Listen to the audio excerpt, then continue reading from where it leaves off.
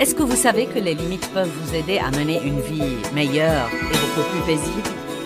Découvrez comment les limites apportent la liberté d'en jouir de la vie de tous les jours.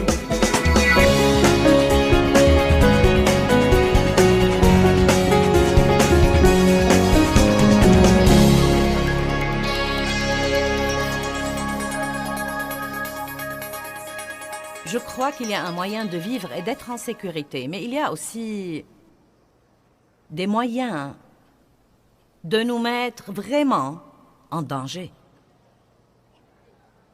Nous allons parler de mettre des limites qui éliminent le stress de votre vie, d'avoir des frontières et des limites et des marges dans votre vie. En réalité, Dieu m'a demandé l'idée de cette barrière et nous allons prétendre que c'est notre zone de sécurité. Et donc, je peux prêcher pas mal de sermons à l'intérieur de cette barrière. Mais cette barrière que vous voyez représente en fait la parole de Dieu. Et la parole de Dieu devient vraiment une barrière dans nos vies. Elle nous dit ce que nous pouvons faire. Et être en sécurité est ce que nous ferions mieux de ne pas faire pour ne pas nous mettre en danger.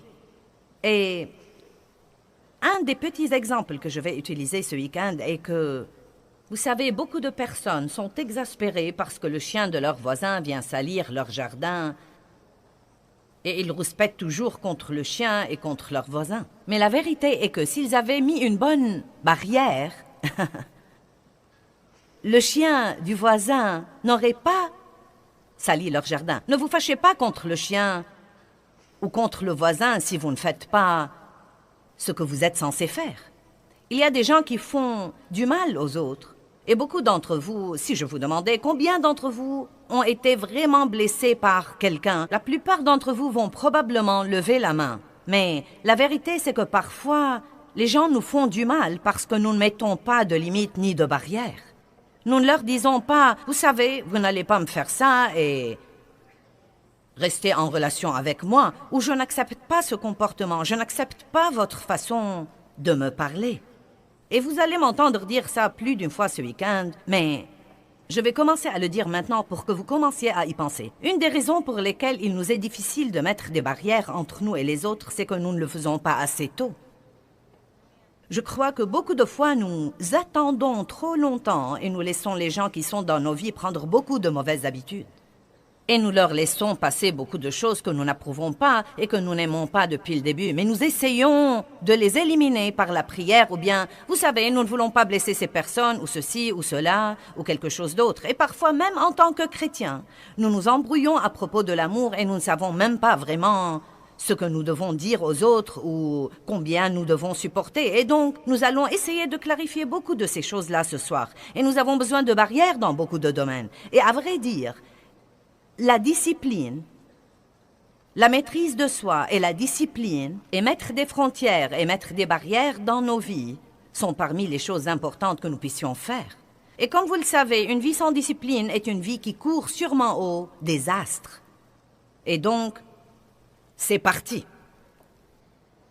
Le message de ce soir s'intitule « Marcher sur le fil du rasoir » et nous trouvons ça fascinant.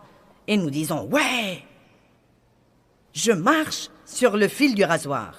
Eh bien, c'est plutôt devenu une façon populaire de voir la vie aujourd'hui. Mais franchement, Dieu ne veut pas que nous marchions sur le fil du rasoir. Car si vous faites cela, vous n'aurez aucune marge pour quoi que ce soit. Ce que nous devons faire, c'est vivre de façon à avoir la paix et à éliminer le stress de notre vie. J'ai donc une question pour commencer. Est-ce que vous menez une vie vraiment insoutenable? Vous dites, qu'entendez-vous par là? Est-ce que vous vous surprenez à dire, eh bien, je ne peux plus faire ça?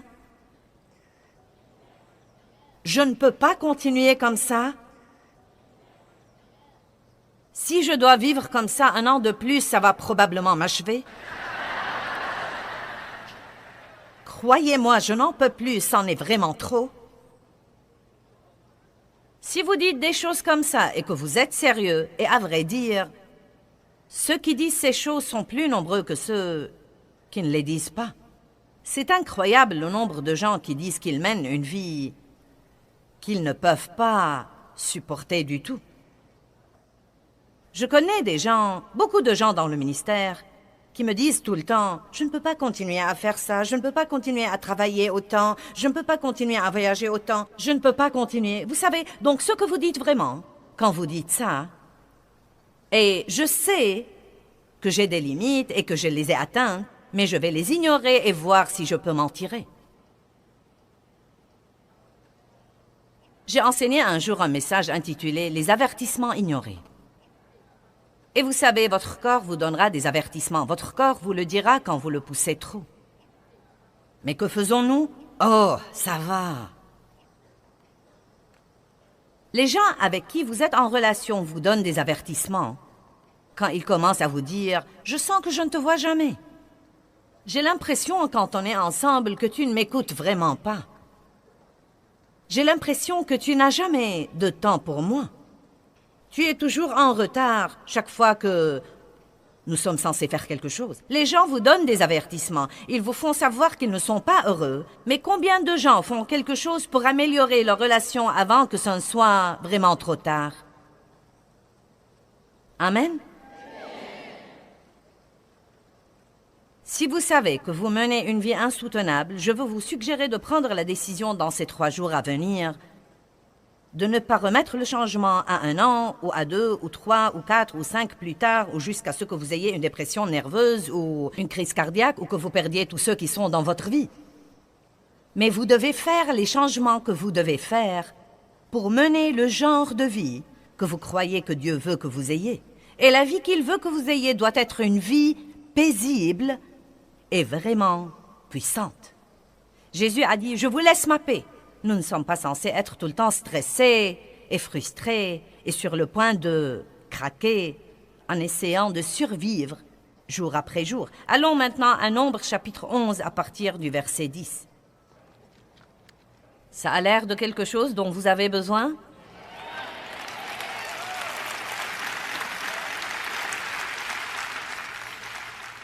Mettre des limites qui éliminent le stress de votre vie. Et Moïse entendit le peuple qui pleurait, chacun dans sa famille, et à l'entrée de sa tente. Et la colère de l'Éternel s'enflamma fortement. Et cela fut mauvais aux yeux de Moïse. Donc Dieu avait donné à Moïse le travail de mener ce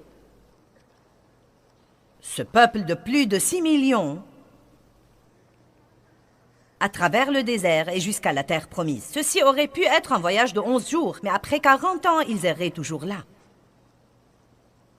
Et une des raisons était que chaque fois que les choses n'allaient pas comme ils le voulaient, ils étaient déprimés. Et donc les voilà qui pleuraient de nouveau dans toute la terre, parce que les choses allaient mal. Ils avaient des épreuves, des tribulations, et ils avaient des ennemis. Les choses étaient difficiles, et Moïse en avait vraiment assez. Et il a dit au Seigneur, « Pourquoi affliges-tu ton serviteur? Et pourquoi n'ai-je pas trouvé grâce à tes yeux que tu aies mis sur moi la charge de tout ce peuple?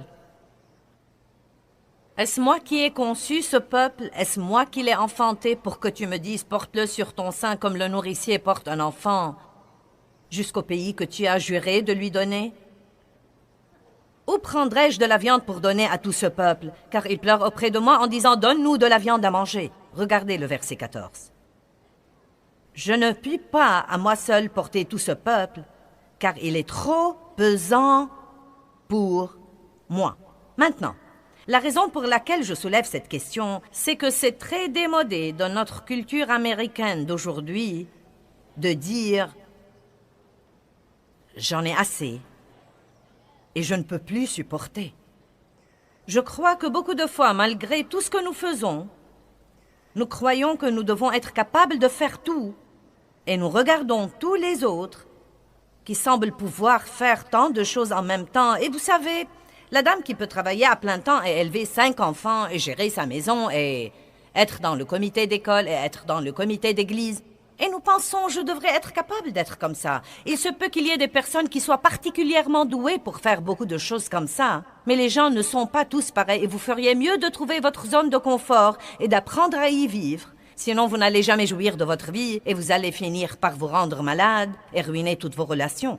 J'ai un flash info pour vous. Vous n'êtes pas censé être comme quelqu'un d'autre ou rivaliser avec quelqu'un d'autre. Vous devez être la personne que vous êtes et ne pas vous en excuser.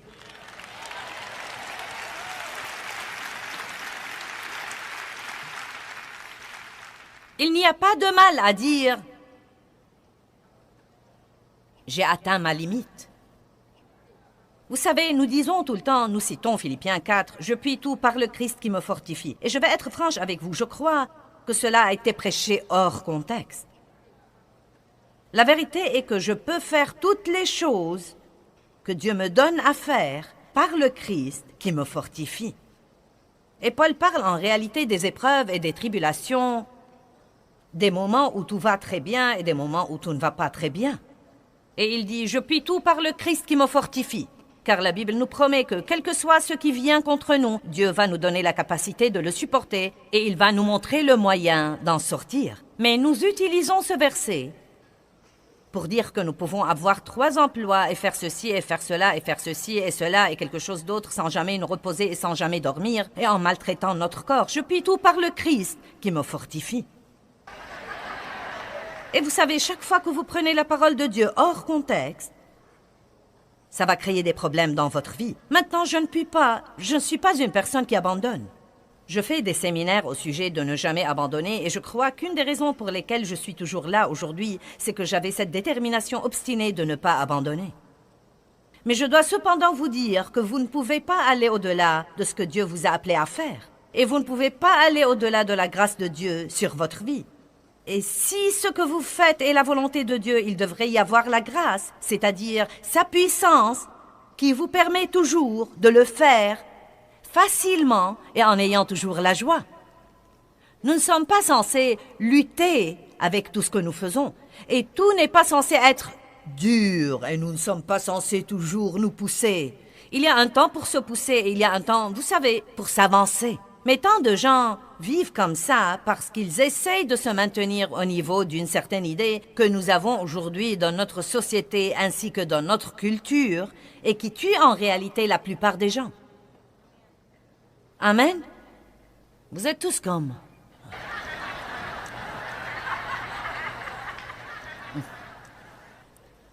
Exode 18. Écoutez-moi bien. Y a-t-il quelqu'un que vous connaissez et que vous aimez et respectez, qui est un bon ami à vous, qui vous dit que vous devez faire des changements radicaux dans votre vie? Non, mais est-ce que quelqu'un vous a dit que vous feriez mieux de commencer à mieux vous occuper de vous-même? Est-ce que quelqu'un vous a dit ça? Pas assez d'entre vous? Je vais donc vous le dire moi-même.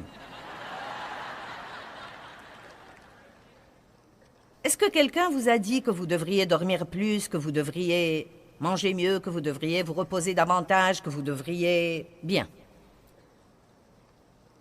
Vous savez, je crois que Dieu parle par les gens, et pas nécessairement par les gens chrétiens. Il a parlé, par exemple, à un prophète par un âne.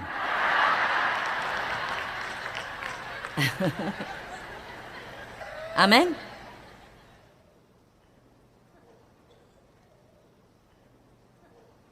Et Dieu a parlé à Moïse par son beau-père. Vous voyez, Moïse était un de ces gens-là, je crois.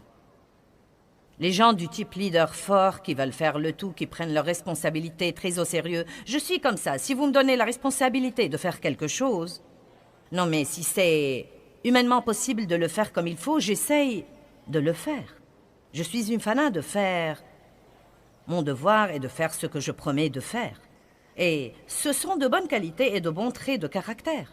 Mais je peux aussi vous dire que quand j'ai commencé ce ministère par le leadership de Dieu en 1976, j'ai donné des études de Bible à la maison pendant 5 ans et j'ai travaillé dans le ministère de quelqu'un d'autre pendant 5 ans. Et ensuite, pendant les 22 dernières années, nous avons voyagé et nous sommes passés à la télé. Et vous savez, non mais croyez-moi, c'est agréable de dire « Eh bien, vous savez, nous sommes à la télé dans le monde entier. » Il suffit d'un bip pour le dire comme ça. Psst. Vous savez, mais, Seigneur, aie pitié, non mais ce qu'il a fallu pour le faire, Non mais l'effort et le travail et la foi et le jugement et les critiques et les malentendus, vous savez, toutes ces choses différentes. Et vous savez, j'ai dû bien apprendre à laisser Dieu être Dieu et à ne pas essayer de faire que les choses se produisent en dehors de leur timing. Et toutes les choses que vous traversez vous aussi.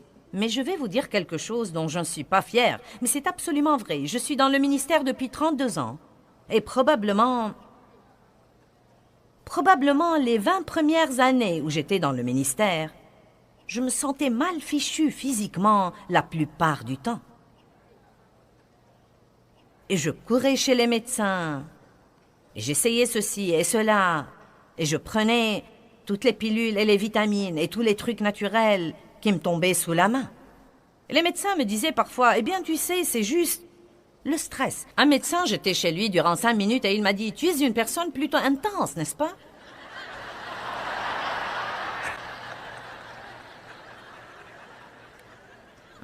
Non, ce n'est pas vrai, je ne suis pas intense et je ne suis pas du tout stressée. Et je ne comprenais pas. Non, mais je ne comprenais vraiment pas.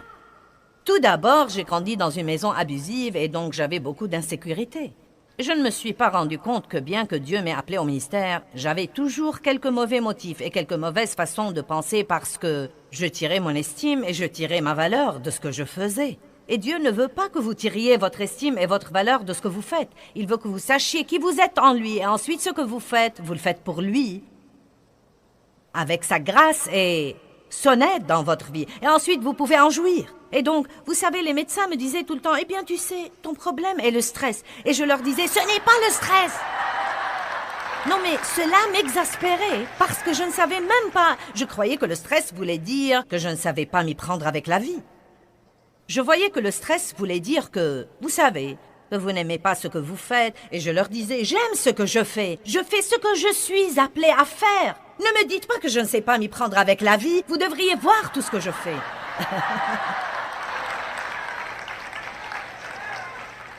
Mais après 20 ans de croire qu'ils étaient tous fous, ce qu'il y a d'intéressant, c'est que personne d'autre ne savait ce que je ressentais.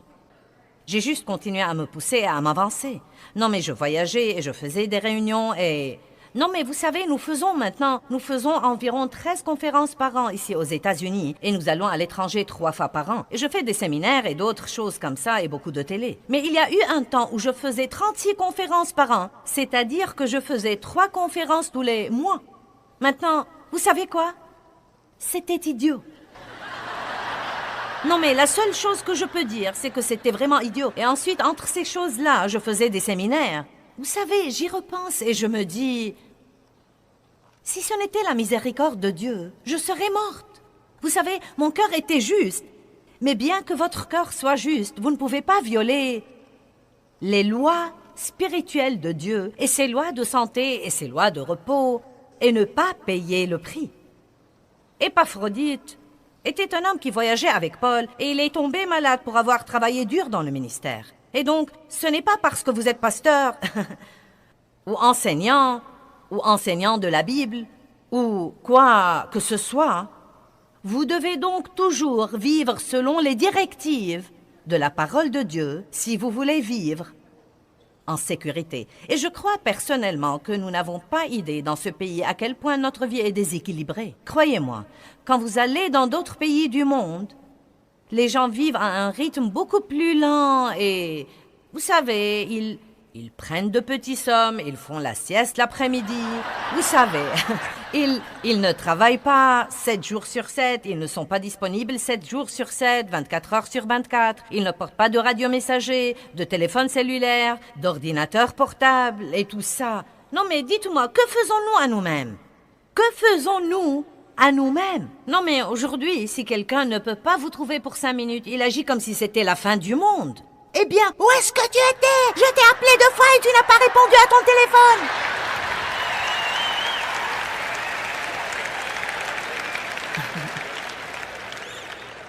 Mais voilà la chose que je veux vous dire. Écoutez-la, s'il vous plaît. Le monde ne va pas changer. Le diable ne va pas changer. Vous n'êtes pas sûr que les autres personnes dans votre vie vont changer. Il n'y a donc qu'un seul choix que vous avez. Si vous voulez que quoi que ce soit change, vous devez vous-même le changer.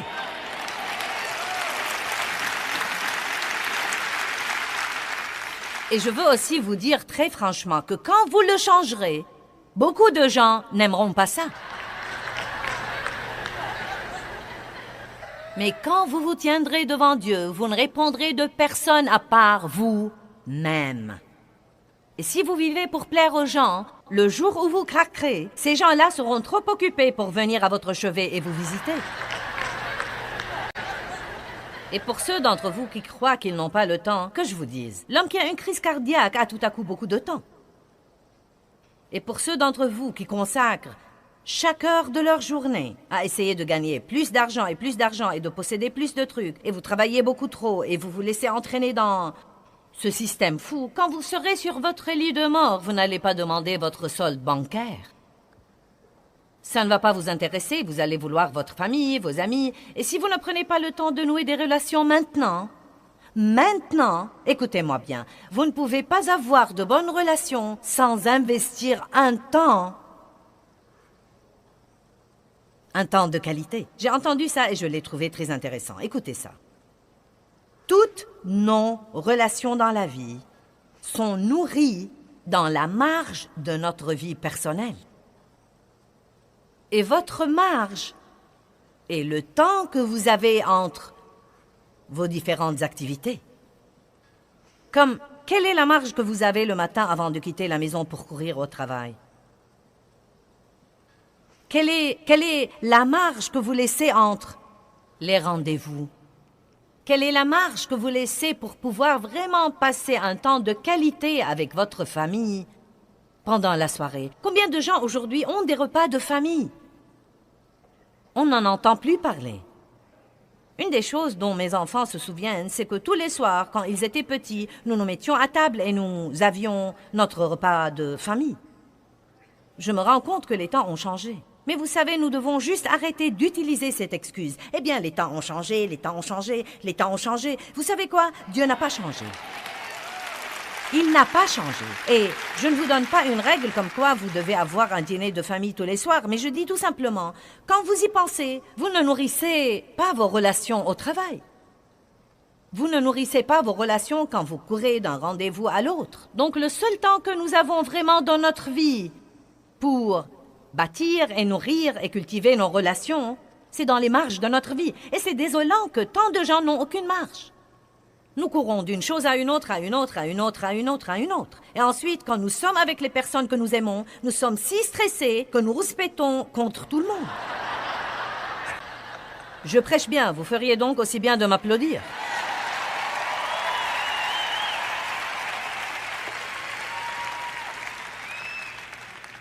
Donc, j'ai pris la décision il y a plusieurs années. Il y a 12 ans, car j'étais malade pour 20 ans et j'enseigne depuis 32 ans. Eh bien, j'ai pris la décision de jouir vraiment de ma vie. Cela me tenait tellement à cœur que j'ai changé le nom du ministère. Car Jésus a dit, je suis venu afin que vous ayez la vie et que vous en jouissiez et que vous l'ayez abondamment, complètement jusqu'au débordement. Et puisque Jésus est mort pour moi, pour que j'aie la vie et pour que je jouisse de ma vie, je ne vais plus laisser le diable me la voler.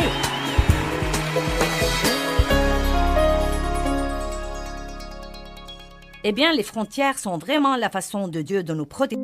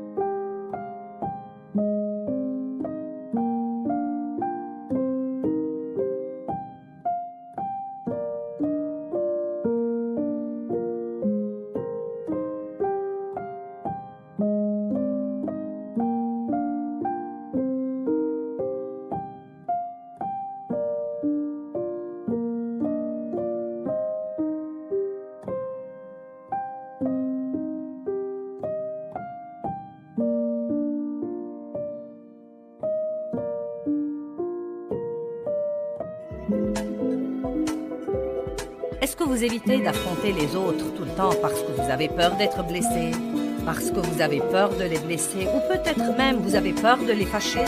Eh bien, aujourd'hui, vous devez apprendre des moyens sains de s'y prendre avec les défis des relations. Tout de suite à l'antenne.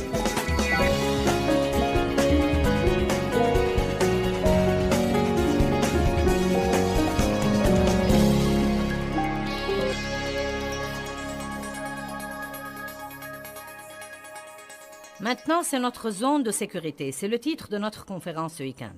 Et elle parle de frontières et de limites et de marges.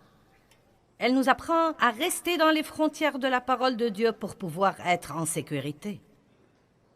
Le psaume 91:1 dit « Celui qui demeure sous l'abri du Très-Haut reste stable à l'ombre du Tout-Puissant, dont la puissance est imperméable aux ennemis. Je dis à l'Éternel, mon refuge et ma forteresse, mon Dieu, je m'appuie et je compte sur lui, et en lui, en toute sécurité, je me confie. » Et si vous connaissez bien le psaume 91, vous saurez qu'il continue par promesse après promesse après promesse après promesse sur la protection de Dieu contre la destruction et les fléaux qui peuvent frapper, même en plein midi.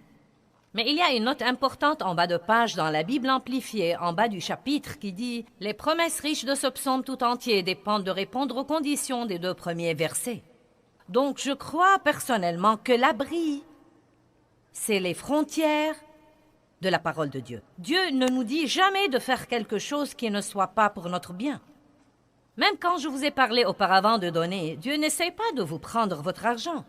Si vous faites ce que la parole de Dieu vous dit de faire concernant les finances, qui n'est pas donner le tout, mais donner une partie, épargner une partie et dépenser une partie, Dieu veut que vous jouissiez de ce que vous avez. Mais il ne veut pas que vous dépensiez tous les sous qui vous tombent sous la main, puis utilisez toutes les cartes de crédit qui vous tombent sous la main, car ce qui arrive, c'est que vous vivez en dehors de vos frontières, parce que votre frontière, c'est ce que vous avez.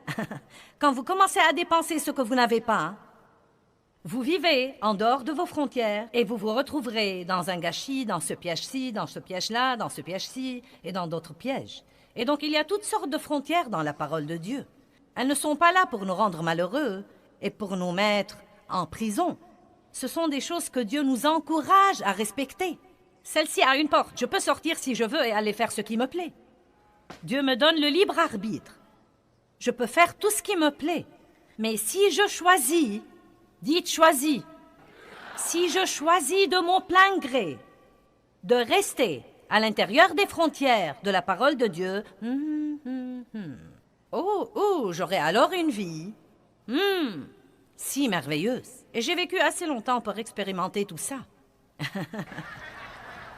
Et je pourrais vous épargner beaucoup de douleurs et d'angoisses et beaucoup de temps si vous voulez croire ce que je vous dis aujourd'hui.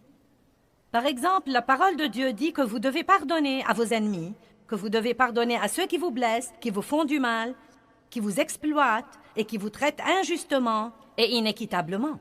Eh bien, Dieu vous dit de faire ça pour votre bien. Il ne s'agit pas de ce que vous faites pour vos ennemis. Dieu vous dit de pardonner pour votre bien. Vous vous rendez service à vous-même quand vous pardonnez, car si vous pardonnez, vous n'aurez plus tout ce supplice au-dedans de vous. Vous ne passerez pas votre vie fâché contre quelqu'un qui s'amuse quelque part et se fiche pas mal de ce que vous ressentez. Vous ne passerez pas votre vie exaspérée à cause de quelqu'un qui a déjà décidé ce qu'il va faire. Vous pouvez aller de l'avant et vivre la vie que Dieu veut que vous viviez et mettre vos ennemis entre les mains de Dieu. Eh bien, il y a une liberté. J'ai détesté mon père pendant des années parce qu'il avait abusé de moi sexuellement dans mon enfance. Je n'étais pas libre. Quand votre cœur est rempli de haine et d'amertume et de colère et de ressentiment, vous n'êtes pas libre. Mais quand j'ai commencé à obéir à la parole de Dieu, non seulement aller à l'église et écouter les sermons et ne pas les mettre en pratique, mais quand j'ai vraiment commencé à vivre selon la parole de Dieu, cette haine s'est dissipée. J'ai en fait commencé à m'occuper de l'homme qui a passé sa vie à abuser de moi. Je me suis occupée de lui jusqu'à sa mort. Il a finalement reçu le Christ comme son sauveur. C'était une merveilleuse expérience. Donc si nous vivons à l'intérieur des frontières de la parole de Dieu, et là je veux le dire à nouveau, n'allez pas à l'église pour écouter les sermons et applaudir et dire Amen et rentrer chez vous et ne pas faire ce que dit la parole. Nous devons faire ce que dit la parole de Dieu, sinon elle ne va pas travailler dans notre vie. Et si vous restez vraiment dans les frontières et dans les limites de la parole de Dieu, ce sera votre zone de sécurité. Je suis en sécurité. Maintenant, le diable peut venir contre moi, mais à dire vrai, il n'y a pas une chose qu'il peut me faire à long terme. Il peut m'exaspérer, il peut me mentir, mais vraiment, il ne peut rien me faire qui soit en dehors du plan de Dieu pour moi, parce que Dieu veillera sur nous et s'occupera de nous tant que nous resterons dans les frontières de sa parole. Amen. Donc c'est un cours de remise à niveau. Maintenant, nous passons tellement de temps à parler des personnes qui nous exaspèrent, mais nous ne leur parlons pas à eux des choses qu'ils font et qui nous exaspèrent. Et donc, nous ne sommes vraiment pas très bons en confrontation. Et la confrontation est une frontière. C'est une marge ou c'est une limite que nous mettons dans notre vie. Cela veut dire que vous ne pouvez pas aller plus loin que ça. Vous devez mettre des limites dans votre vie, comme par exemple ma fille. Tout le monde est différent. Une de mes filles a la politique de la porte ouverte. Vous pouvez venir chez elle quand vous voulez et entrer. Pas besoin d'appeler. Ça lui est égal si je frappe ou non. Elle dit « Oui, viens, viens, oui ». Elle est de celles qui disent « Bien sûr, passez n'importe quand, vous savez ». Mon autre fille a habité à côté de chez moi pendant quelque temps et elle me disait « Je préfère que tu ne viennes pas sans appeler, maman ». Eh bien, au début, j'étais comme « Je suis ta mère ». Mais vous savez quoi? J'ai dû comprendre que c'était sa barrière. Son droit de la mettre. Elle n'essayait pas d'être impolie avec moi. Elle me faisait savoir ce dont elle avait besoin dans sa vie. Et les gens différents ont besoin de choses différentes. Et nous devons non seulement mettre des frontières ou des limites pour les autres, mais encore nous devons respecter les autres et respecter leurs limites dans la vie et ne pas nous vexer parce que tout le monde est différent. Amen? Maintenant, vous savez, je peux être accueillante si je le fais exprès, mais je n'ai pas le don de l'hospitalité. Et vous savez, je suis le genre de personne qui dit aux autres « Ne venez pas chez moi sans appeler ». Donc c'est plutôt intéressant. Je suis comme ma fille, et pourtant, le fait qu'elle soit comme ça m'a dérangée. Vous me suivez là-bas? Les gens ont le droit d'avoir des frontières. Et nous devons respecter ces frontières. Maintenant, certains se demandent probablement à propos du chien. Finissons-en avec le chien car vous y pensez. Vous savez, j'utilise l'exemple du chien de votre voisin qui salit votre pelouse. Et si vous n'avez pas de clôture, ce n'est pas de sa faute. Un type qui promenait ses deux chiens l'autre jour nous a dit à Dave et à moi « Mes chiens aiment bien votre jardin ». Je ne pouvais pas me vexer car je n'avais pas de clôture autour de mon jardin.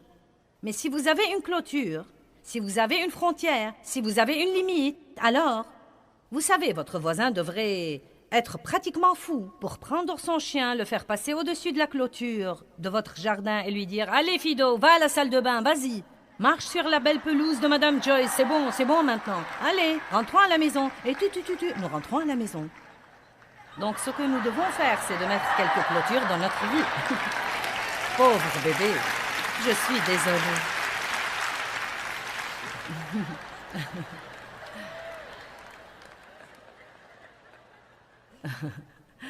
Nous devons donc mettre des clôtures dans notre vie et arrêter de laisser tout le monde nous marcher sur les pieds puis nous fâcher contre eux parce qu'ils le font. Quelqu'un peut dire Amen ce matin? Êtes-vous plein de ressentiment parce que vous sentez que quelqu'un vous exploite maintenant ou vous a exploité? Eh bien, le ressentiment est vraiment une mauvaise chose. Et il est parfois un peu difficile à détecter. Je crois que vous l'avez parfois. Vous l'avez un peu plus avec le non-pardon. Mais le ressentiment est comme une racine profonde qui s'enracine en vous et elle est comme... Elle fait quelque chose dans votre attitude. C'est presque plutôt comme un... Vous savez, cette chose qui est juste. Vous savez, nous ne sommes pas ouvertement fâchés contre vous, mais nous sommes... Juste, tu m'embêtes plutôt. Tu sais, je t'en veux plutôt. Je n'aime pas que tu sois béni et je n'aime pas que tu passes me voir. Et je n'aime pas ton allure. Vous savez, juste...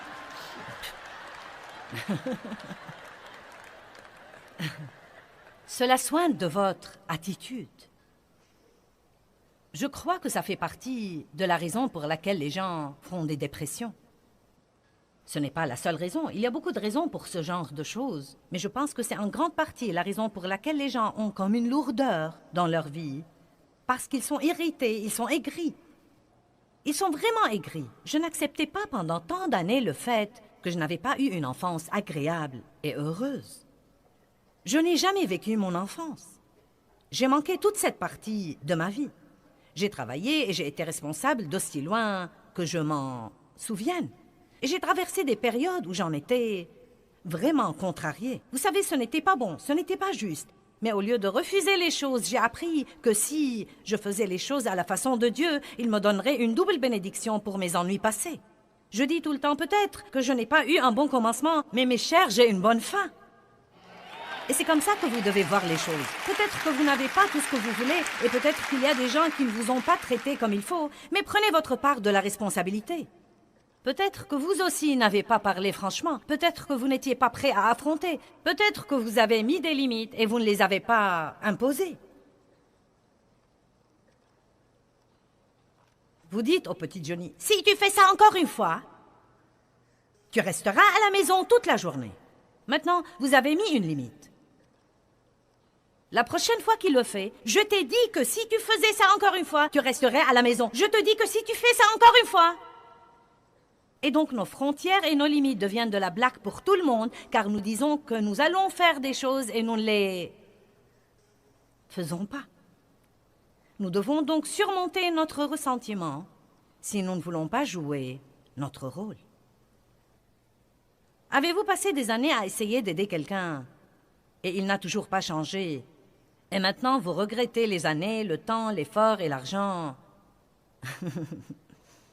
que vous avez dépensé? Eh bien, peut-être que vous essayez d'aider quelqu'un et vous voulez qu'il change, mais en fait, il ne veut vraiment pas changer.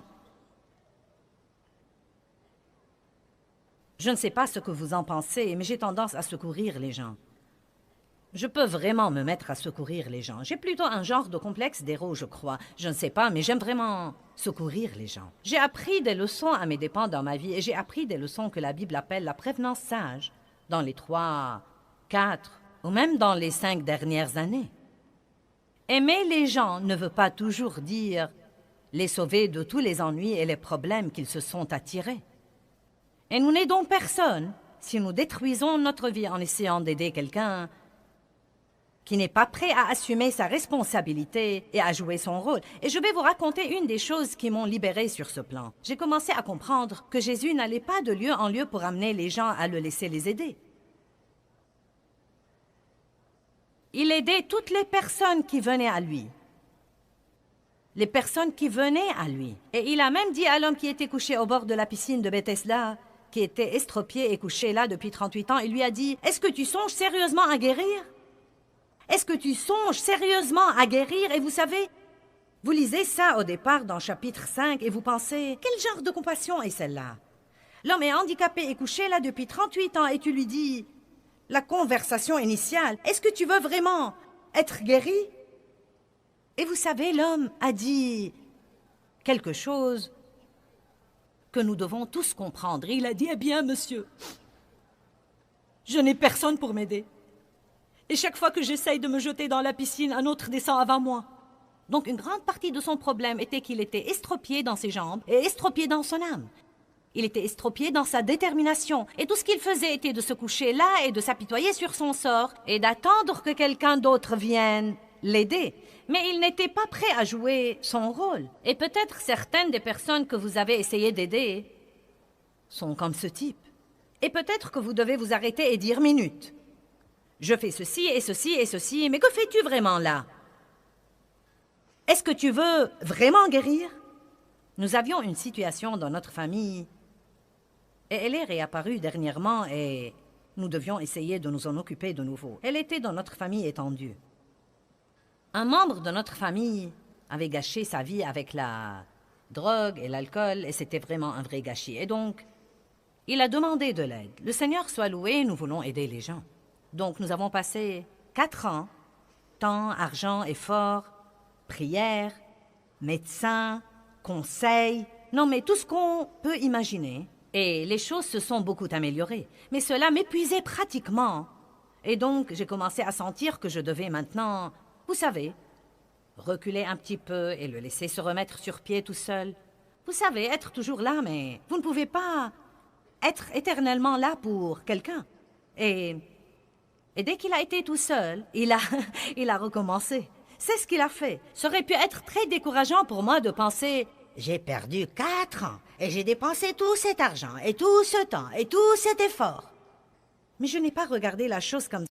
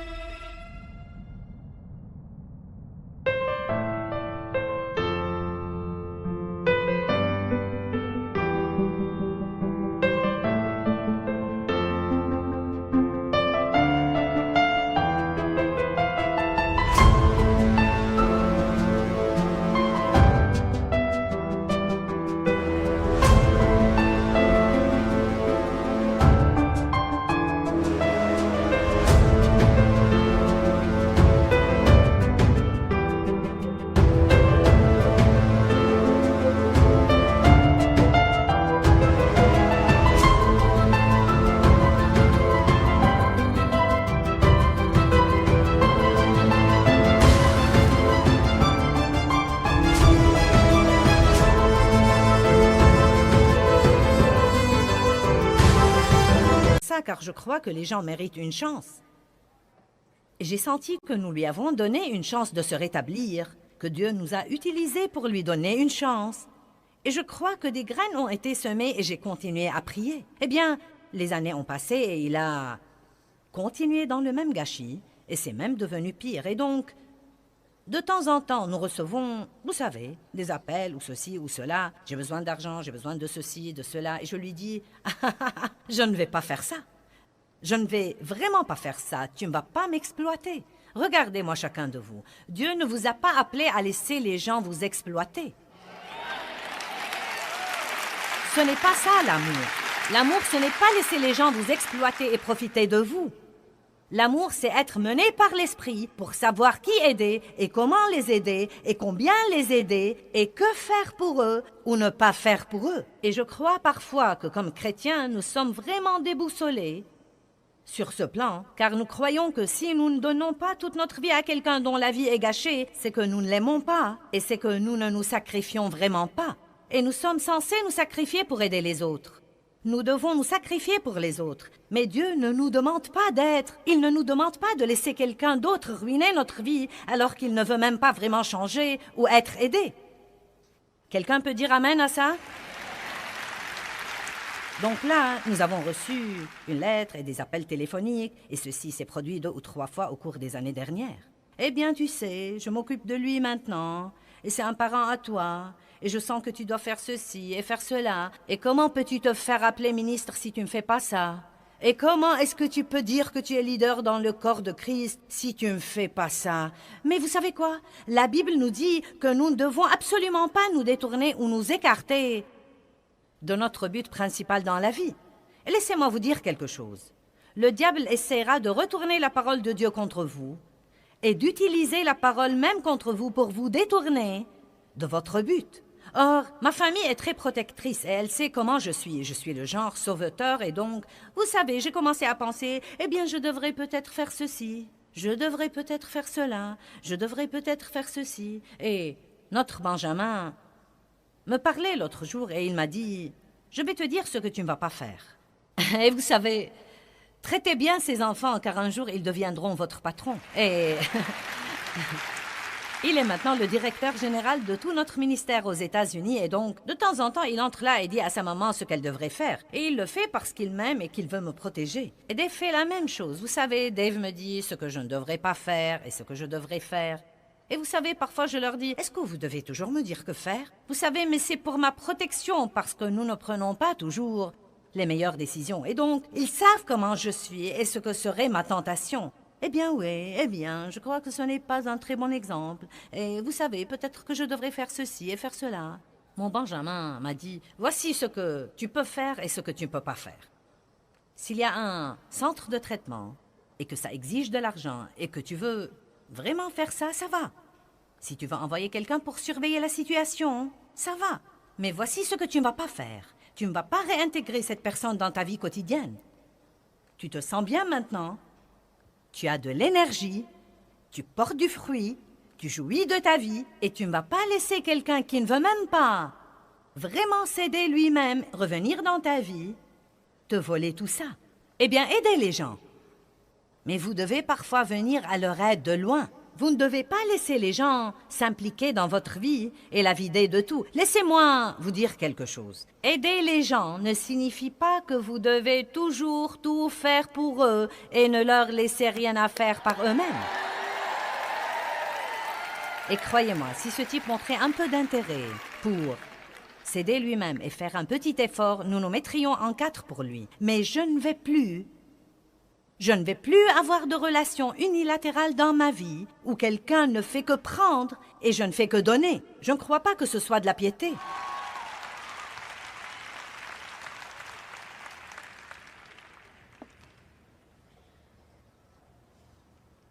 Parfois, nous aidons les gens tellement que nous créons en eux des attentes que nous ne pouvons pas par la suite maintenir.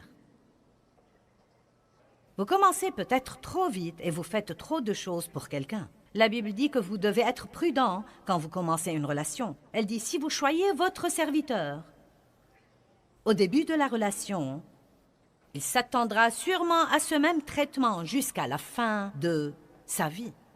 Et donc, j'ai tendance parfois, je l'avais dans le passé, j'ai appris à mes dépens au cours des dernières années que si quelqu'un a vraiment été maltraité ou qu'il a vraiment été blessé, mince alors, je voulais intervenir et tout faire pour lui. Vous savez, l'aider à guérir les blessures et le bénir doublement, triplement et vraiment, vous savez, lui faciliter la vie. Mais la vérité, c'est que vous ne pouvez le faire que pour un temps. Et ensuite, ce qui arrive, si vous faites vraiment trop pour quelqu'un, puis tout à coup, vous devez faire un changement. Il sera dévasté et furieux contre vous. Et vous ne comprendrez pas pourquoi il est furieux, car vous sentez que vous êtes allé trop loin en essayant de l'aider. Et tout ce que vous voulez qu'il fasse, c'est de prendre lui-même un peu de responsabilité. Ce que nous devons faire, c'est faire un peu de choses pour les gens et leur donner une responsabilité. S'ils assument cette responsabilité, vous pouvez passer au niveau suivant. S'ils assument l'autre responsabilité, vous passez au niveau suivant. Mais si vous faites tout pour quelqu'un et qu'il ne fait rien, vous devez à ce moment-là peut-être reculer et prier un peu plus et découvrir ce que vous dit... Ce que Dieu vous dit si vous les aidez vraiment ou si vous êtes déboussolé sur la manière dont vous êtes censé vous comporter comme chrétien. Regardons Luc 10, verset 27. Il y a en ce moment beaucoup de gens qui aimeraient vous exploiter si vous n'avez pas de frontières dans votre vie. Le bon samaritain, nous voulons tirer de cette histoire quelque chose de différent de ce que nous tirons normalement. Ce jeune homme a dit à partir du verset 27. Il avait posé une question à Jésus sur ce qu'il devrait faire pour avoir la vie éternelle. Ils ont eu une conversation et il a dit « Oui, je fais tout ça ». Et Jésus a dit « Tu aimeras le Seigneur, ton Dieu, de tout ton cœur, âme, pensée et force et ton prochain comme toi-même ». Ensuite, ce type est entré dans ce genre de conversation religieuse. « Et qui est mon prochain ?» Et c'est plutôt intéressant pour moi. Il ne voulait pas aider quelqu'un, donc il essayait de s'esquiver. Et donc, Jésus commence à lui dire ceci, pour lui donner un exemple. Et à partir du verset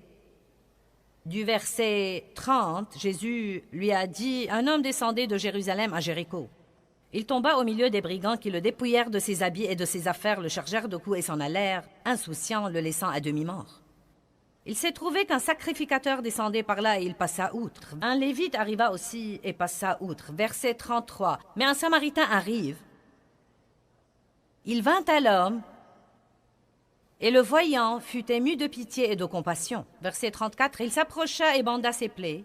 En y versant de l'huile et du vin, le mit sur sa monture, le conduisit à une hôtellerie, et prit soin de lui pendant, je crois, une nuit. Et le lendemain, il tira 2 deniers, le salaire de 2 jours, les donna à l'hôtelier, et lui dit, tiens, aie soin de lui, car je dois aller quelque part et faire quelque chose, et à mon retour, nous ferons les comptes. Maintenant, la chose que nous pouvons en tirer et que nous n'avons peut-être jamais vue.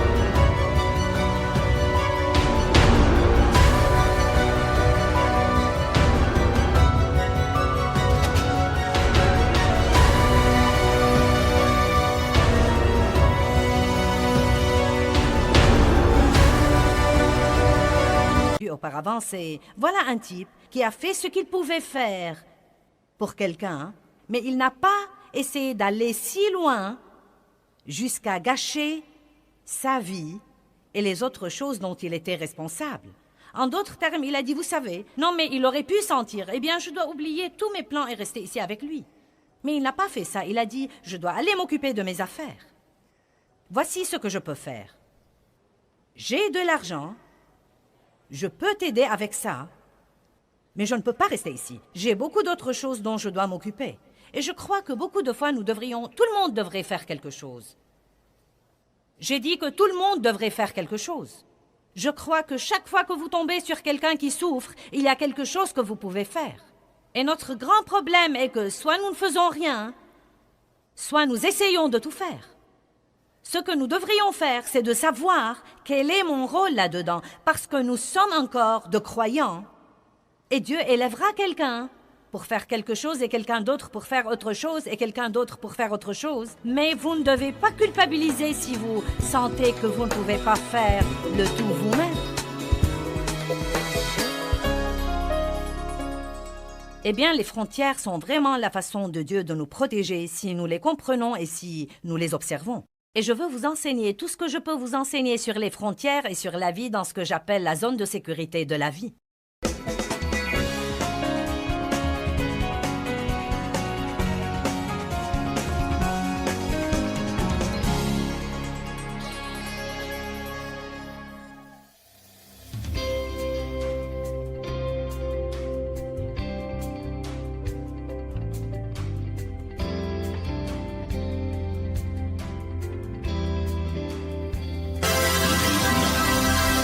cela vous amène à ne plus vouloir aider les autres, eh bien, vous pouvez apprendre aujourd'hui avec nous à être vraiment utile aux autres et à les aider sans vous faire du mal en faisant cela.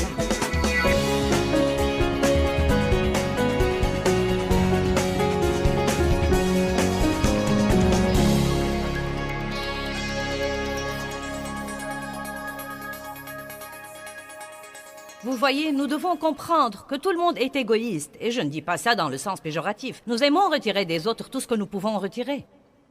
Et donc je crois que nous devons arrêter de nous attendre à ce que tous les autres nous traitent comme il faut, et nous devons commencer à mettre des frontières qui disent aux autres, c'est ce que je vais faire, et c'est ce que je ne vais pas faire. Je dirai oui à ceci, mais je dirai non à cela. Si Dieu dit non, je dirai non. Et si Dieu dit oui, alors je dirai oui. J'espère que vous aimerez ça. Mais si vous ne l'aimez pas...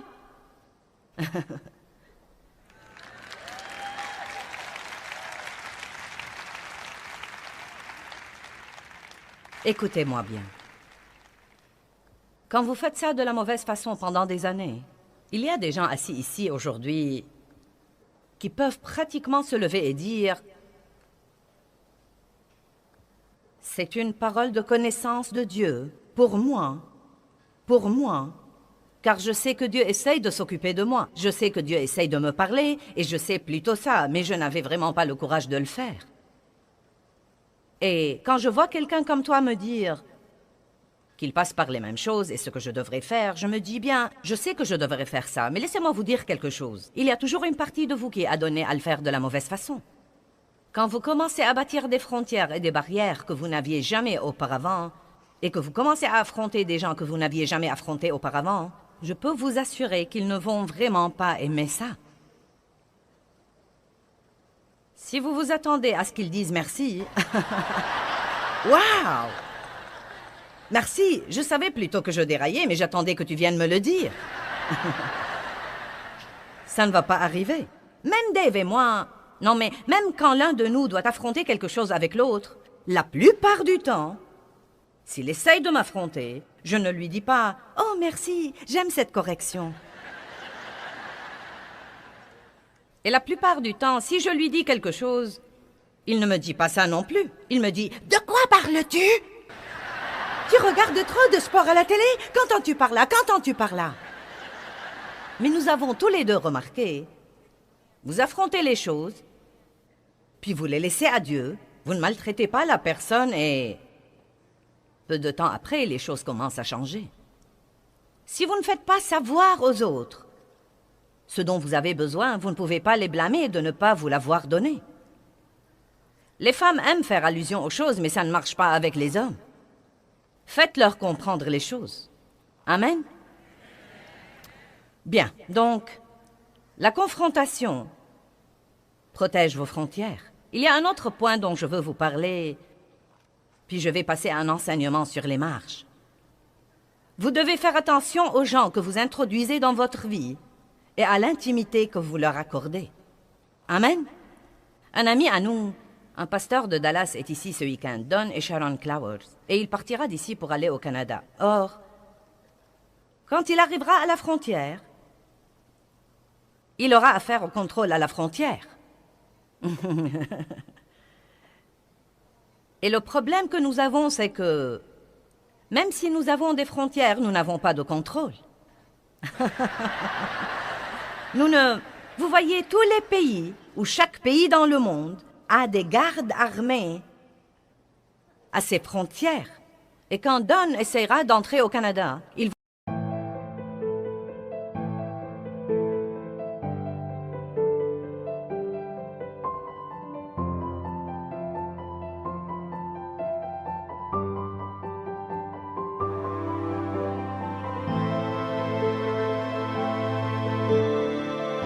vont lui demander « Que vas-tu faire là? Quel est ton but? Quel est ton motif? » Laissez-moi vous dire quelque chose. Tous ceux qui veulent être vos amis n'ont pas toujours un bon motif. Et vous devez être assez intelligent pour discerner très vite s'ils vont ajouter à votre vie ou bien vider votre vie. Amen? Je vais répéter. Nous devons arriver à pouvoir discerner très tôt dans une relation. Est-ce que cette personne va ajouter quelque chose à ma vie? Ou est-ce que cette personne va me vider de tout? Maintenant, je n'ai rien contre ça, non, mais je m'implique avec les gens et tout mon rôle dans leur vie, c'est d'essayer de les aider et d'essayer de leur donner. Et je n'ai rien contre ça, mais écoutez-moi, il n'y a pas une relation saine qui puisse continuer indéfiniment comme ça. Tôt ou tard, il doit y avoir un changement. Comme quoi cette personne non seulement soustrait de votre vie, mais encore elle ajoute à votre vie. C'est magnifique que vous vous impliquiez dans la vision du ministère des autres et les aidiez à bâtir leur ministère et réaliser leur vision. Mais tôt ou tard, ils doivent se soucier de votre ministère et de votre vision et de ce que Dieu pourrait faire avec vous. Ça ne peut pas être unilatéral. S'il l'est, les gens se lasseront très vite. Eh bien, j'aime mon message. Je ne sais pas si vous l'aimez ou pas, mais moi je l'aime.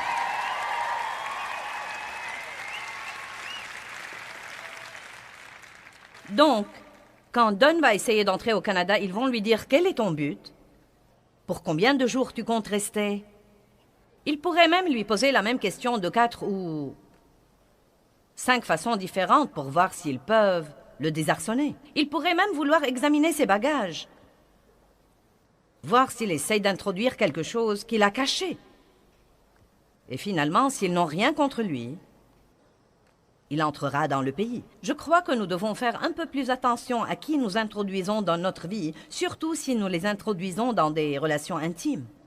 Une grande partie de la raison pour laquelle nous nous faisons du mal, c'est notre idiotie.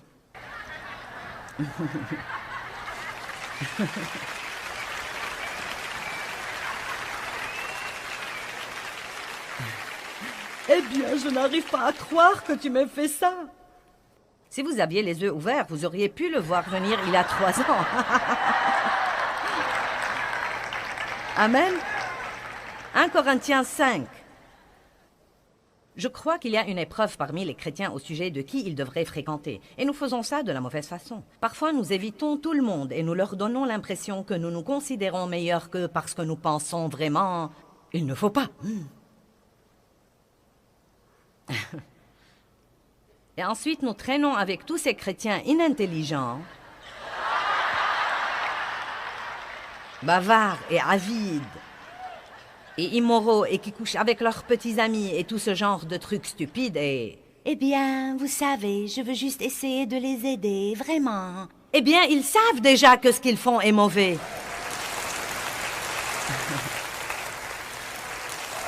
Donc, écoutez ça. 1 Corinthiens 5, 9. Je vous ai écrit dans ma lettre précédente de ne pas avoir des relations étroites et habituelles avec les débauchés.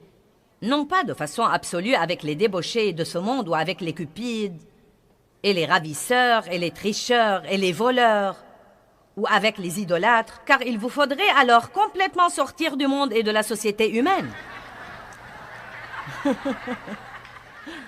Donc, vous savez, comprenez que si vous essayez d'être un chrétien qui ne touche jamais à rien dans le monde, non mais vous allez avoir du mal parce qu'il y a beaucoup de trucs là-bas. Mais il dit, maintenant ce que je vous dis, c'est de ne pas avoir des relations avec quelqu'un qui se nomme frère, mais est impudique ou cupide ou idolâtre, dont l'âme est attachée à n'importe quel objet, et il continue ou ivrogne, ou ravisseur, ou voleur, ou tricheur. Et il dit, vous ne devez même pas manger avec quelqu'un comme ça. Maintenant, l'hypothèse ici est que c'est une personne qui sait tout et quand même fait ce qu'il ne faut pas faire. Évidemment, il y a des chrétiens sur tous les niveaux de maturité spirituelle, et nous ne disons pas de ne pas les aider pour les élever au niveau suivant. Mais vous savez, mettons par exemple que... quelqu'un écoute mes sermons depuis 20 ans. Et si vous écoutez mes sermons depuis 20 ans, vous devez savoir quelque chose. Et donc, mettons qu'il écoute mes sermons depuis 20 ans. Il doit donc certainement savoir... Vous ne pouvez pas m'écouter pendant 20 ans et ne pas savoir que c'est mauvais de potiner et de médire des autres. Donc, disons que maintenant j'ai un ami qui, bien qu'il m'ait écouté pendant 20 ans, chaque fois que nous nous rencontrons, il ne fait que... médire des autres. Maintenant, je dois mettre une frontière, parce que sinon, je ne vais pas rester en sécurité. Car si je continue à parler et ouvrir mon cœur à cette personne qui empoisonne continuellement mon esprit avec le commérage, à ce moment-là, je vais me retrouver dans un piège et peut-être avoir mauvaise conscience à l'égard de quelqu'un juste à cause de ce que cette personne dit, et ce qu'elle dit n'est peut-être même pas vrai. Je dois donc l'affronter, que tout le monde dise affronter. Combien d'entre vous n'aiment pas la confrontation? Bon. Eh bien, à vrai dire, moi non plus. Vous ne pensez pas probablement que c'est le cas parce que je n'ai pas l'air d'avoir trop de problèmes à le faire ici. Mais lorsqu'il s'agit de relations individuelles et de personnes dont vous voulez être bien vus, vous savez, je n'aime pas côtoyer les gens fâchés. Et donc, beaucoup de fois, quand vous affrontez quelqu'un, vous devez supporter la crise qu'il va piquer pendant les 3 jours suivants. Et donc, nous préférons éviter ça et nous essayons de faire disparaître par la prière les choses dont Dieu veut que nous nous occupions. Amen. Donc, je dois mettre une frontière. Je dois dire, tu sais quoi, je t'aime bien, j'aime ton amitié, mais... tu sais, je ne veux pas te blesser, mais tu parles tout le temps des gens devant moi. Et ce n'est pas bien. Tu sais, ce n'est pas ce que Dieu veut que tu fasses. Maintenant, peut-être qu'il se fâchera un peu. Il sera blessé, mais il continue à le faire et rien ne change. Là, je dois passer au niveau suivant de confrontation. Si tu continues à faire ça, je ne pourrai plus être en relation avec toi. Maintenant, ma frontière doit se fortifier. Vous savez pourquoi? Parce que vous êtes responsable de vous-même. Vous êtes responsable de garder votre cœur. Écoutez ce que la Bible dit. Garde ton cœur plus que toute autre chose, car de lui sont les issues de la vie. Vous devez garder votre cœur. Vous devez avoir des contrôles à la frontière de votre vie.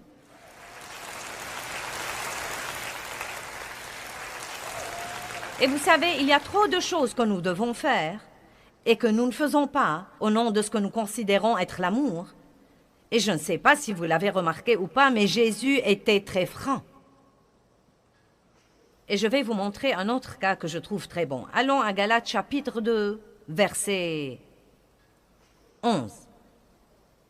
Paul dit, vous savez, il se présentait en ce moment aux autres apôtres. Il était seul pour longtemps et maintenant il est finalement venu se présenter aux autres apôtres. Donc, comprenez ceci.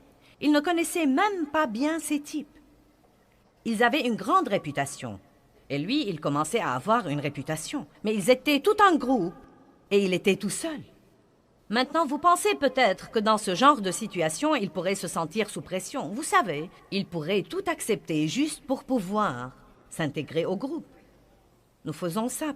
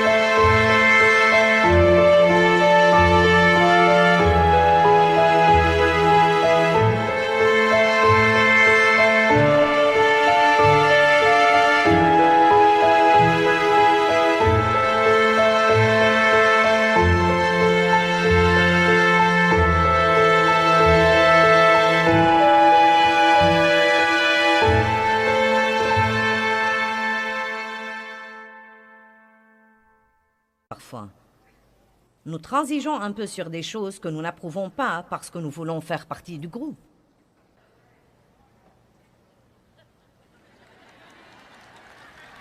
Ne faites pas comme si vous ne saviez pas de quoi je parle. Mais écoutez ça. Mais quand Pierre vint à Antioche, dit Paul, j'ai protesté et je me suis opposé à lui ouvertement concernant sa conduite là-bas, parce qu'il était répréhensible et condamné. Car avant que soient venus des gens de l'entourage de Jacques, il prenait ses repas avec ceux des nations, les convertis. Mais après leur arrivée, il se mit à se dérober et se tint à l'écart de ceux des nations et mangea séparément, de peur que les circoncis ne le rejettent. Donc voici ce qu'il a dit. Écoute, Pierre,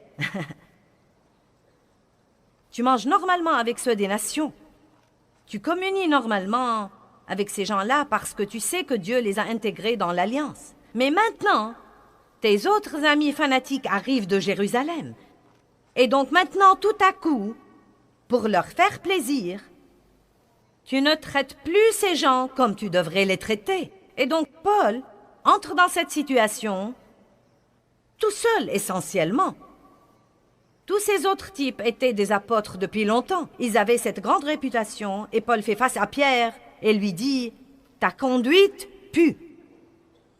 Ce n'est pas de la piété. Ce n'est pas comme ça que tu devrais te comporter. » Et Paul et Pierre ont continué à avoir d'excellentes relations. Nous devons être prêts à parler franchement et à affronter les situations et nous devons arrêter de nous inquiéter pour nous-mêmes dans toutes ces affrontations. Et nous disons, je ne veux pas te blesser, mais la vérité est que vous ne voulez pas vous blesser vous-même. Vous ne voulez pas être rejeté, vous ne voulez pas être jugé, vous ne voulez pas être blâmé, vous ne voulez fâcher personne, vous ne voulez pas supporter le gâchis que vous aurez à endurer.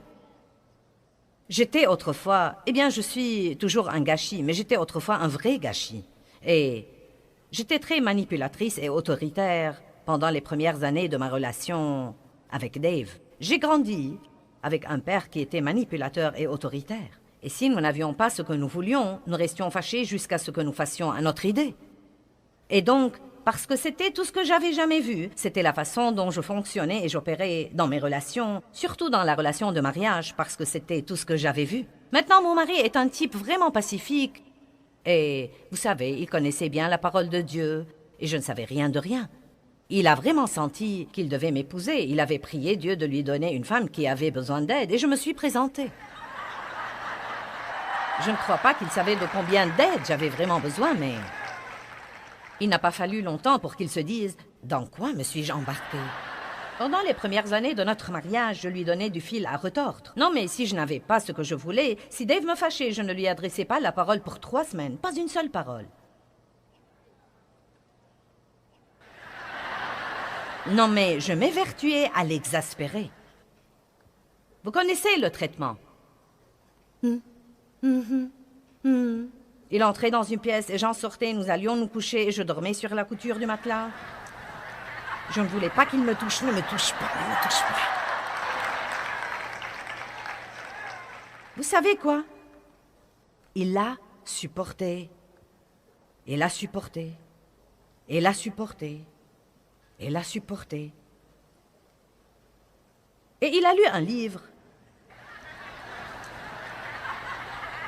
intitulé « Aimer assez pour affronter ».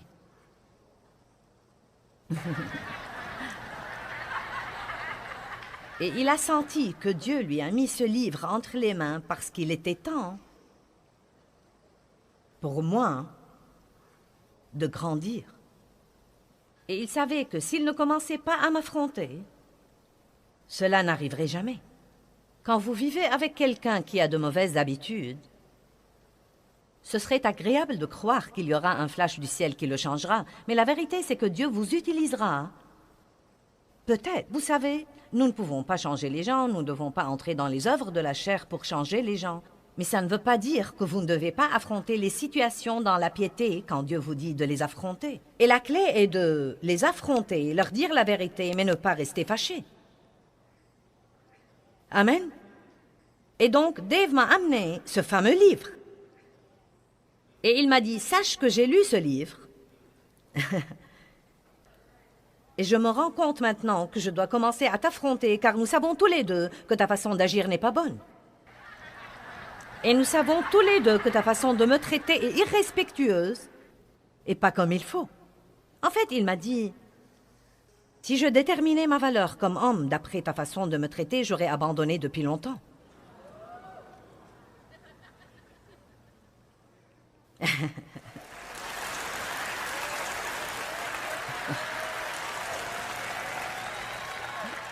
Voyons. Chut. Écoutez ceci. Dieu m'a dit un jour, si tu montrais à ton mari la moitié du respect que tu montres à ton pasteur,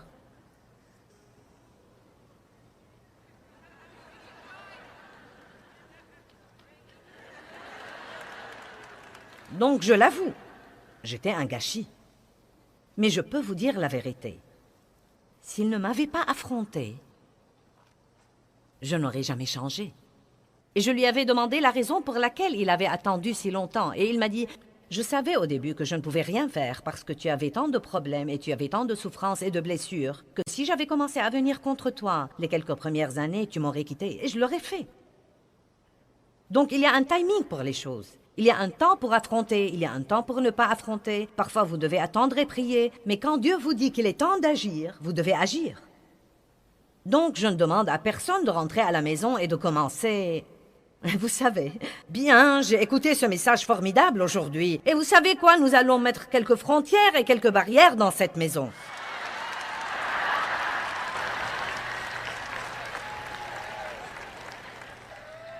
Je vais vous dire ce que vous devez faire si vous sentez que Dieu utilise ce message pour vous parler ou comme une confirmation de quelque chose qu'il vous a déjà mis dans le cœur depuis longtemps. Vous devez faire ce que Dave a fait. Il m'a averti. Il m'a dit... Je vais commencer à t'affronter et je te dis dès maintenant que tu ne vas pas aimer ça.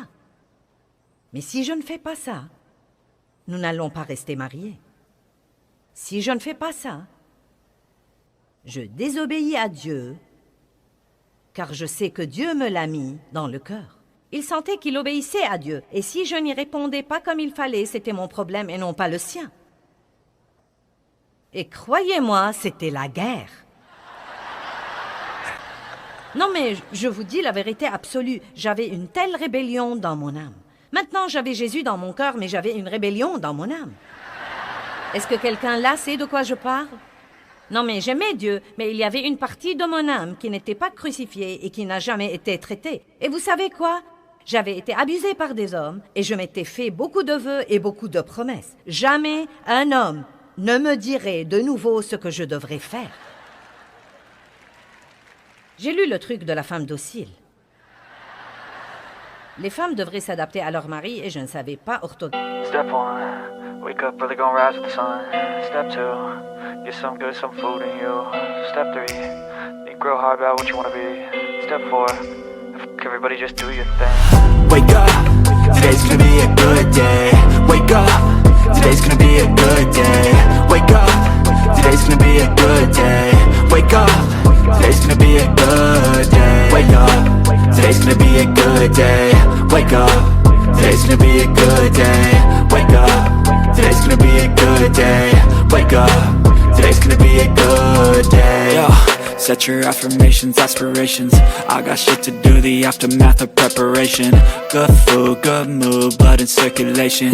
One step at a time, yeah, that's how you make it. Set a goal you control and the steps you take them. I try to pick one thought, have some concentration. And if I make a mistake, it's called education. I try to do this every day, call it replication. Wake up, today's gonna be a good day. Wake up, today's gonna be a good day. Wake up, today's gonna be a good day.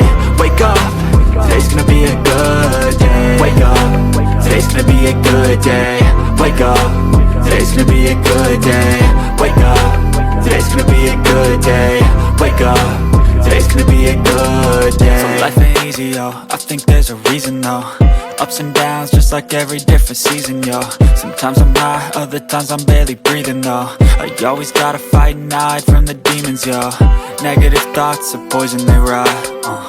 Head full of flies, so here come the clouds. They'll never stop unless I can swap all the bad for the good in my head when I'm lost.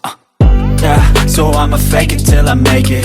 Positive thoughts are overtaken, I got patience. One day at a time is how you operate a cadence. A flow, you grow, you show yourself a foundation. Stay away from all the shit that causes temptation. I know that I like to do it cause it's sensation. I live my life in my head like a narration. Don't expect greatness, do my best, man, I'll take it. Wake up, today's gonna be a good day. Wake up, today's gonna be a good day. Wake up, today's today's gonna be a good day. Wake up, today's gonna be a good day. Wake up, today's gonna be a good day. Wake up, today's gonna be a good day. Wake up, today's gonna be a good day. Wake up, today's gonna be a good day. Wake up, really gonna rise to the sun. Step 2, get some good, some food in you. Step 3, think real hard about what you wanna be. Step 4, everybody just do your thing. Graphier le mot s'adapter, encore moins l'appliquer. Je ne voulais m'adapter à personne, je voulais que tout le monde s'adapte à moi. Avez-vous jamais vu un petit enfant piquer une crise? Non, mais une vraie crise?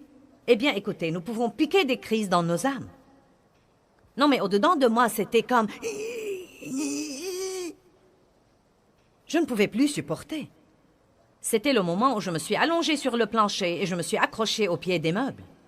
Vous vous rappelez? Je vous en ai déjà parlé. Non, mais littéralement, la guerre dans mon âme était si grande et si puissante, et une partie de moi voulait obéir à Dieu, mais cette autre partie de moi était si rebelle parce que j'étais en réalité comme ça depuis si longtemps. Et je me rappelle un jour où j'étais allongée sur le plancher de mon bureau et que je m'accrochais au pied de mes meubles et que je disais « Dieu, s'il te plaît, Dieu, s'il te plaît, s'il te plaît, s'il te plaît, s'il te plaît, tu dois m'aider. » Non, mais je voulais aller à la pièce où Dave était et lui donner un coup sur la tête avec quelque chose.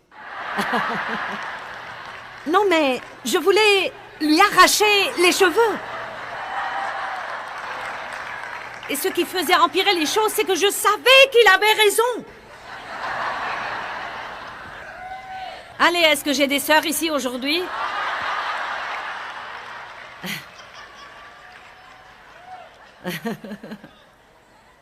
Mais la bonne nouvelle, c'est que, par la grâce et la miséricorde de Dieu,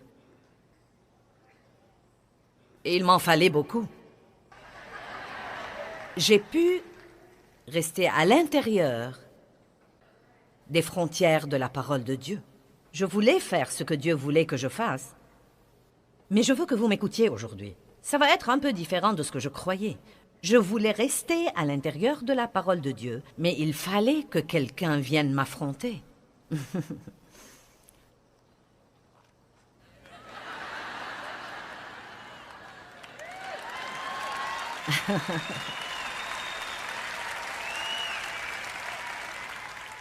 Maintenant, au cas où vous êtes assis là à penser aux personnes que vous devez affronter, je devrais probablement dire ceci et vous demander d'être un peu ouvert à si oui ou non vous devez être affronté sur certains plans.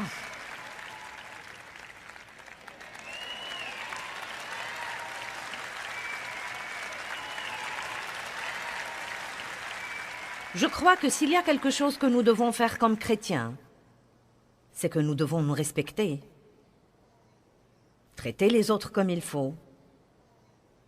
Nous devons respecter les frontières des autres. Et je me suis pratiquement décidée à ne pas être en relation avec des gens qui ne me respectent pas et ne respectent pas mes frontières. Et je sais que pour garder les choses comme il faut dans ma vie, il faut affronter les gens de temps en temps, et je n'aime pas ça. Ce n'est pas plus drôle pour moi que pour vous. C'est même plus dur pour moi que pour vous à cause de la façon dont j'ai été élevée. Mon père était furieux tout le temps. Et une des situations où je commence à céder, si je ne reste pas vraiment dans la prière, c'est que parfois je ne veux pas fâcher quelqu'un parce que j'ai vécu toute ma vie frustrée et fâchée dans une zone de guerre. Et surtout si c'est quelqu'un de proche, ça ne me dérange pas trop si c'est quelqu'un de lointain, mais si c'est quelqu'un que je dois côtoyer et le voir fâché, je n'aime pas ça. Et donc je dois faire ça par la foi, tout comme je vous demande de le faire par la foi. Et là encore, ne rentrez pas à la maison pour commencer un tas de trucs. Vous devez prier, mais j'imagine que beaucoup d'entre vous avez des choses qui se passent dans vos relations où les gens vous exploitent. Vous le savez et Dieu le sait également. Dieu essaye de s'occuper de vous là-dessus. Il y a ceux d'entre vous qui avez exploité les autres. Vous n'avez pas du tout respecté leurs frontières et leurs barrières. Et il est temps pour chacun d'entre nous de grandir et de comprendre que nous devons commencer à faire ce que Dieu nous dit de faire. Amen.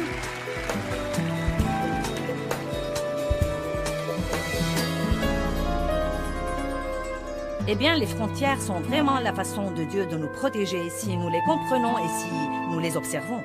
Et je veux vous enseigner tout ce que je peux vous enseigner sur les frontières et sur la vie dans ce que j'appelle la zone de sécurité de la vie.